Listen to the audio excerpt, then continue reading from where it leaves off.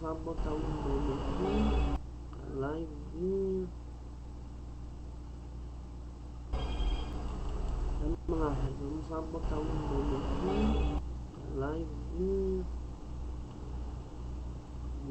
Se deixar, né, mano? Vamos lá, vamos só botar um nome aqui. Deixar aí, eu agradeço. Eita, mano. Se deixar, né, mano? Vamos lá, vamos só botar um nome aqui. Deixar aí, eu agradeço. Eita, mano. Se deixar, né, mano? Vamos lá, vamos só botar um nome aqui. Deixar aí, eu agradeço. Bora lá, chat. Hoje nós vamos reagir. Se deixar, né, mano? Vamos lá, vamos só botar um nome aqui. Hoje nós vamos reagir a estúdios de animação que faliram, fecharam por vício merda. Bora lá.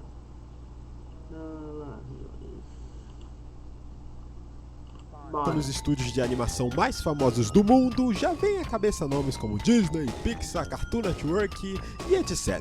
A maioria desses está firme e forte há décadas, lançando sucesso atrás de sucessos e enchendo os bolsos de money. Quer dizer, quase todos, né, Cartoon? Não! Não morra, por favor! Não estou morrendo, seu idiota!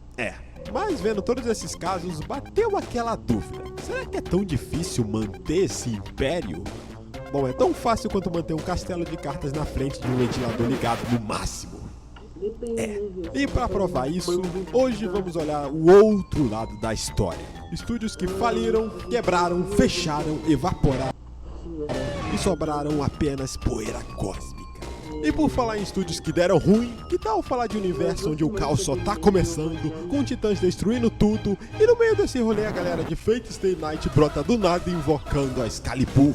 Isso é o que vai rolar na nova atualização de Honkai Star Rail. Um game do combate Excalibur e segue fechando o trio com estilo, temos o forte impressora, tá? Estilo de Anfo. Tá bom. Começando com um estúdio que marcou a infância de muitos noventeiros. Peraí, o nome dessa empresa é... E a logo é uma criança dizendo... Eu aposto que eles pensaram, vamos tirar o K que ninguém vai notar nada. Notamos sim. Essa empresa tem um portfólio de produções que hoje em dia são bem nostálgicas, como o clássico Inspetor Bugiganga. Ela também fez Ursinhos Carinhosos, Capitão Hoje já temos os dois vídeos que vamos reagir hoje em live. Dois vídeos. Planeta, Os Caça-Fantasmas e Dennis o Pimentinha.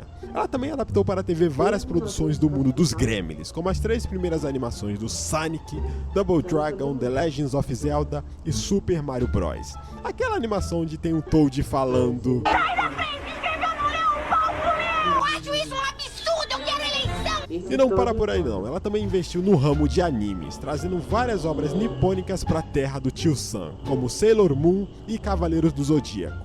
Pena que a versão deles era uma coisa pavorosa, já que continham inúmeras censuras. Tipo, os cavaleiros sangravam tinta de caneta Bic.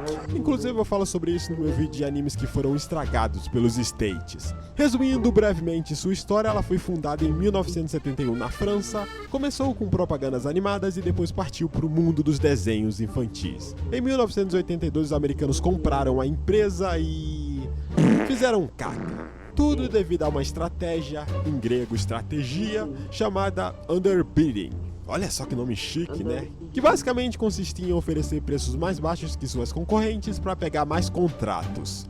Porém, o tiro saiu pela culatra, pois foi com essa mesma estratégia, em inglês strategy de hihihi levei vantagem, que atolaram os caras de dívidas. Em 1996, a Disney, que adora Tomaram no rabo.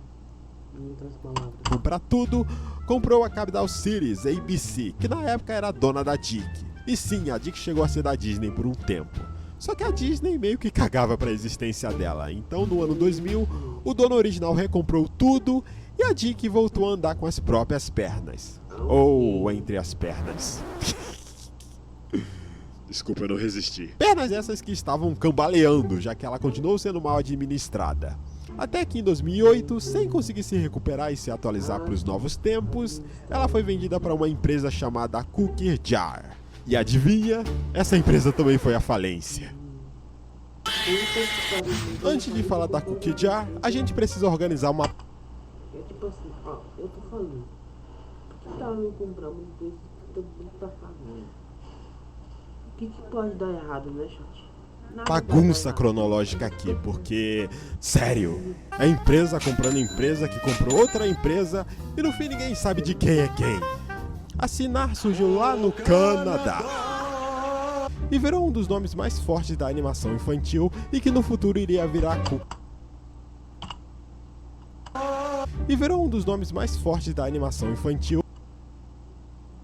Essa animação é canadense?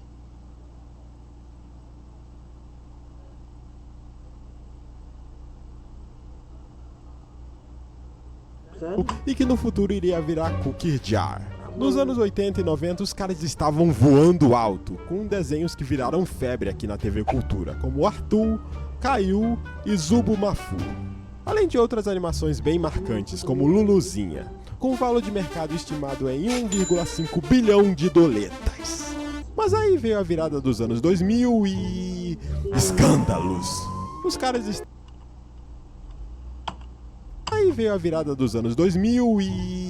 escândalos. Os caras estavam plagiando o roteiro, desviando grana pra conta no exterior e usando roteiristas americanos escondidos pra ganhar incentivo fiscal canadense. Resultado: acusações criminais, condenações e até prisão dos executivos. Quero ver meu advogado! A imagem da empresa foi pro espaço, junto com o valor de mercado. E o que uma empresa faz quando está com o nome queimado e devendo até os pelos do ânus? Muda de nome e... aconteceu nada. E foi assim que a Cinar virou a famosa Cookie Jar. De 2004 até 2012, a Cookie Jar ainda lançou produções de sucesso como Johnny Test, Pink Dinky Doo e Spider Riders. Mas é claro... Esse eu nunca ouvi falar. como Johnny Test, Pink Dinky Doo e Spider Rider. Nunca ouvi falar, gente. Nunca. Mas é claro, deu ruim de novo. E em 2008 a Cookie Jar comprou a Dick. Sim, aquela que eu falei no começo. Ou seja, a Cinar virou a Cookie Jar que comprou a Dick e depois todo mundo Morreu! Acabou! E para encerrar essa novela empresarial, em 2012 a Cookie Jar foi comprada pela G.A. Media por 111 milhões. Hoje, a G.A. já mudou de nome também e agora se chama Wild Brand. Meu Deus, que confusão. Mas antes, eu queria falar que a ideia desse vídeo e os nomes dos estúdios que estão sendo citados foram de uma amiga. E ela tem um canal no YouTube com arquivos e ripagens da TV brasileira, de momentos da infância. Quem quiser dar uma passada lá, o link tá na descrição. Agora, saindo um pouco desse troca-troca corporativo, vamos falar de um estúdio que dispensa apresentações e que fez história. O lendário Hanna-Barbera. Nome esse que é uma junção dos sobrenomes dos próprios fundadores, William Hanna e Joseph Barbera. Os dois se conheceram lá em 1939, enquanto trabalhavam na MGM. E juntos criaram nada mais nada menos que Tom e Jerry, que renderam 7 Oscars de animação. Porém, em 1957, entrou um escorpião no bolso da MGM. E assim ela decidiu cortar os custos e botou geral no olho da rua, inclusive a dupla de ouro. Porém, eles não ficaram sentados e no mesmo ano fundaram seu próprio estúdio, o Hanna-Barbera Productions. E mesmo com o orçamento de um Cheetos e uma Fantaúva, eles fizeram milagre. Usando a chamada animação limitada com menos quadros por segundo, nasceram vários clássicos de sucesso, como os Flintstones, os Jetsons, Zé Colmeia, Manda-Chuva, Johnny Quest, Corrida Maluca e o lendário Scooby-Doo. Eles basicamente dominaram a TV americana dos anos 60 e 70. Só que aí veio um problema. Entre os anos 70 e 80, o estúdio começou a ser acusado de repetir demais a sua fórmula. Era sempre aquele mesmo grupo de jovens, um mascote, um mistério, aquele famoso Ctrl-C, Ctrl-V animado. A qualidade caiu, a crítica pegou no pé e a concorrência começou a crescer. Em 1981, a empresa foi vendida para o grupo TAF Broadcasting, mas Hanna e Barbera ainda continuaram envolvidos. Mesmo assim, a coisa não engrenava mais como antes. Eles foram perdendo espaço para novos estúdios, como a Filmation e mais tarde a própria Disney Television Animation. Com a chegada dos anos 90, trouxe mais um baque. A molecada tinha mudado, a TV a cabo chegou com tudo e Hanna-Barbera começou a aparecer desenho de véio. Até que em 1991 rolou um plot twist. Eles foram comprados pela Turner Broadcasting, empresa do visionário Ted Turner, que queria turbinar o seu bebê, o seu recém-criado canal de animações. Esse canal? Só um tal de Cartoon Network. Acho que você nunca ouviu falar, né? Com essa parceria, a Hanna-Barbera renasceu, lançando séries incríveis como Laboratório de Dexter, Johnny Bravo, A Vaca e o Frango e As Meninas Super Poderosas. Mas, infelizmente, nem toda a história tem um final feliz. No início dos anos 2000, os fundadores foram de F. William em 2001 e Joseph em 2006. E depois de mais uma fusão, porque essas empresas se fundem mais que personagens de Dragon Ball, a Turner foi comprada pela Warner Bros. E com isso deu fim definitivo ao lendário estúdio. Ou é o que pelo menos todo mundo achava. Em 2021, a filial da Cartoon Network Studios da Europa anunciou que ia renomear o seu nome para Hanna-Barbera Studios Europe. Isso quer dizer que o estúdio Hanna-Barbera voltou? Não! Mais ou menos, né? E sim. Eu explico. Oi? Isso foi uma forma de homenagear o legado de seus criadores. Mas não significa que o estúdio original foi reaberto. É só uma forma de manter a nostalgia viva e explorar franquias antigas como Scooby-Doo, os Flintstones e novos reboots como o de Gumball. Então... Saindo dos States e aterrissando no Japão, mais um estúdio que foi de vala foi o Studio Arms. E calma que não tem nada a ver com fandom de K-pop, e sim com...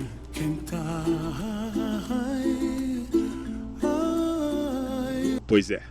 Isso porque o estúdio foi fundado em 1996 como uma subdivisão do estúdio Kikan, com o objetivo nada sutil de focar em animações calientes, que você conhece na palma da sua mão. Durante os anos 2000, a ARMS ficou conhecida por trabalhar lado ao lado com estúdios como Green Bunny e Pink Pineapple, lançando aquele pacotão de animes que seu cachorro pediu link. Mas em meados de 2015 eles decidiram sair do mais 18 explícito e começaram a flertar com o mainstream, mas claro, sem perder suas raízes maliciosas. Foi nessa fase que surgiram Ikitosen, Queen's Blade, Então você vai assistir. Hyakka-Yoran e Valkyrie Drive, todos carregados de eti e fanservice até o talo. Mas o auge mesmo veio com Elfen Lied, aquele anime com visual fofo, mas com uma trama brutal que te deixa precisando de terapia. Só que depois de Valkyrie Drive em 2015, o estúdio entrou num limbo criativo, não lançando nada de novo e relevante. Em 2017 eles até tentaram dar uma repaginada, mudando seu nome de empresa para Common Sense, ou Senso Comum em português. Um nome irônico considerando o histórico do estúdio. Mas já era tarde. Durante a pandemia em 2020, os responsáveis se reuniram e decidiram que não dava mais. Atolados de dívidas e com o mundo inteiro parado, em 4 de agosto de 2020, o estúdio ARMS se foi, deixando um legado marcado por sangue, peitos e zero senso comum. Saindo do Japão e pousando na Europa, mais precisamente na França, vamos falar da Moon Scoop, um estúdio que nasceu em 2003 da junção de dois outros estúdios, a France Animation e a Enter Films Production. Era basicamente um casamento corporativo que parecia promissor. Juntos eles viraram um dos maiores estúdios independentes de animação da Europa. O foco deles era desenhos com um pezinho na ficção científica. Entre as criações estavam Funky Cops, com personagens tão queixudos que pareciam ter feito harmonização facial. Além de Herói 108, Escola de Susto do Gaspazinho e Quarteto Fantástico. Mas nada se comparava ao sucesso absurdo de Code Lyoko, aquele desenho onde os personagens tinham mais testa que Larissa Manoela, fazendo um sucesso absurdo entre os anos de 2003 a 2007. Porém, o tempo foi passando e os novos lançamentos não emplacavam nem com uma reza braba. E as dívidas começaram a bater na porta, Como cartada final, em 2013 eles resolveram lançar um live action chamado Code Lyoko Evolution. E olha, depois de Dragon Ball Evolution, a gente aprendeu que tudo com Evolution no nome é um sinal de perigo. Resultado, flopou que é uma beleza, e os fãs cagaram. Pra fechar com chave de caixão, o estúdio ainda se meteu numa guerra judicial por direitos autorais e má gestão. Em 2014 veio o veredito final: falência, deixando uma bela dívida de 4 milhões de euros. Continuando no Japão, agora vamos falar da Manglobe, mais um estúdio que foi de base e deixou os fãs órfãos no processo. Fundado em 2002, o estúdio teve uma vida relativamente curta, decretando falência em 2015. Mas apesar do fim precoce, a Manglobe entregou produções que marcaram a memória de muita gente. Entre os destaques estão Samurai Champloo, aquele anime que mistura samurai com hip hop, o cultíssimo Ergo Proxy, o violento Deadman Wonderland, Michiko e Hatchin, um anime que se passa no Brasil e tem mais tiroteio que novela da Globo. E também Gangstar, que foi ironicamente seu último suspiro antes de falecer. E tem também um curioso caso do filme Genocidal Organ. A Manglobe começou a produção dele, mas teve que largar no meio do caminho. Quem salvou a pátria foi o estúdio Geno, que assumiu o projeto e lançou o filme em 2017. Desde 2010 o estúdio já dava sinais que a coisa não ia bem. O foco exagerado em adaptações, vendas fracas e dívidas subindo até o talo. Resultado, em 2015 o estúdio veio a óbito. Mas nem tudo foi perdido. Como herança, a Manglobe deixou um time de profissionais talentosos que migraram para Geno Studio, que aliás segue firme e forte até hoje. Nem só de sucessos vive um homem. Vamos falar de um estúdio que nem a poderosa Disney conseguiu salvar. Criado em 1988, o Disney Toon Studios nasceu com a missão de fazer filmes mais baratos. O primeiro deles foi DuckTales, o Tesouro da Lâmpada Perdida. Mas após a bilheteria flopada desse filme, a Disney viu que o que estava em alta mesmo era os home video, vulgos DVDs e VHS. Então eles resolveram focar em produzir continuações de filmes famosos, o que deu início a uma chuva de sequências como Rei Leão 2 e 3, Aladdin e os 40 Ladrões, Pequena Sereia 2, Cinderela 2 e entre outros filmes com 2 no nome. E olha, essas fitas vendiam horrores, mesmo com o orçamento de um miojo. Mas em 2006 a Disney comprou a Pixar. Junto veio o chefão criativo dela, o John Lasseter, que disse: "Chega!", dizendo que essas continuações meia boca sujavam a marca da empresa. E de fato algumas delas eram bem duvidosas. E com essa canetada vários projetos foram cancelados, como Bambi 3 e Dumbo 2. E o Disney Toon teve que mudar de rumo. Tem Bambi 2? Eu só vi um, eu acho. Em 2008 eles lançaram a franquia Disney Fadas, estrelando a Tinkerbell. Foram 6 filmes que fizeram sucesso com o público infantil, especialmente o feminino, e uma chuva de produtos licenciados. Mas a magia foi acabando, e em 2015 o último filme da franquia foi cancelado, e outras produções também foram engavetadas. E vendo que ter 3 estúdios de animação eram desnecessários, decidiram centralizar tudo na Pixar e no Walt Disney Animation, que já estava focando em produções de cinema e streaming com qualidade top. E com isso, em 2018, o Disney Toon sucumbiu, com 75 funcionários na rua. Ainda no Japão, vamos dar de cara com uma das histórias mais tristes, a do estúdio Gainax, responsável por nada menos que o fucking Evangelion, o anime que não só revolucionou a história da animação japonesa, como também traumatizou uma geração. Ele também foi responsável por outro queridinho dos animes mecha, Gurren Lagann, além de outras obras marcantes como Fooly Cooly e Paint and Stocking. Fundada em 1984, a Gainax teve seu auge nos anos 90 e 2000, mas começou a desandar bonito lá em 2012, graças aos executivos que tomavam decisões cada vez mais bizarras que as outras, como dívidas gigantescas, empréstimos sem garantia e até investimentos aleatórios em restaurantes. Tá brincando comigo? Mas o golpe mais duro foi perder seus maiores talentos. Hideaki Anno, o pai de Evangelion, e Hiroyuki Imaishi, o diretor de Gurren Lagann, abandonaram o Titanic e fundaram seus próprios estúdios, a Kara e a Trigger. Resultado, a Gainax perdeu sua alma criativa. E ainda por cima, em 2016, a Cara processou a Gainax por um calote de 100 milhões de ienes em royalties e empréstimos não pagos. E sim, a Gainax perdeu. E quando você acha que a coisa já tá mais feia que a Gretchen, um caso que rolou em 2019 fecharia o caixão. O presidente do estúdio foi preso por crime sexual contra uma menor de idade, fazendo a imagem do estúdio, que já estava no chão, virar pó. Vamos dar o fora daqui, Catherine. Este lugar me dá nojo. Com a forcinha da Cara, em 2020 eles até tentaram reanimar o estúdio, que estava respirando sob a ajuda de aparelhos. Mas era tarde demais. Em 2024, a morte foi decretada. A marca Gainax e o que restava do seu acervo foram transferidos para a Cara Studios, que agora cuida de Evangelion com seu devido carinho. Outro estúdio que marcou a infância de muita gente, principalmente no quesito de filmes animados, é a lendária Blue Sky Studios. Ela foi fundada lá em 1987, mas no comecinho nem fazia animação. O foco era efeitos visuais. Só que aí em 2002 eles decidiram entrar de cabeça na animação e já chegaram metendo o pé na porta com o primeiro filme, A Era do Gelo. O filme foi um fenômeno, custou 59 milhões e arrecadou mais de 380 milhões de doletas no mundo todo.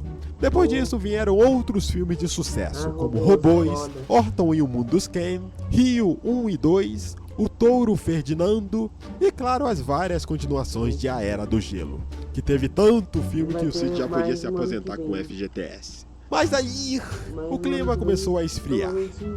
Sacou a piada? Em 2019, a Disney comprou a Fox, e junto no pacote veio a Blue Sky. O Problem! A Disney já tinha a Pixar, a Marvel e a Lucasfilm. E agora mais um estúdio no seu arsenal. Fudeu, menor. Chega 2020. Pandemia global, cinemas fechados, bilheterias zeradas. E o resultado? Prejuízo monstro. A Disney teve que rebolar para se estruturar. E nessa limpa decidiu que manter 3 estúdios de animação era caro e desnecessário. E foi nessa que a Blue Sky dançou, sendo desligado oficialmente em 2021, com a demissão de mais de 450 funcionários. E o mais triste é que pouco antes do estúdio perecer, eles estavam finalizando um filme chamado Nimona, um projeto ousado, diferentão e cheio de potencial. Mas com o estúdio fechado, o filme foi engavetado. Só que em 2023 a Netflix entrou em cena, pegou a responsa e lançou o filme. E olha, a Netflix erra várias vezes. Na verdade ela erra tudo. Mas nessa daqui os caras mandaram bem demais. Então palmas. É isso, gente, vou ficando por aqui. Deixa o like, valeu e até o próximo vídeo. Esqueça tudo que sabe de jogos.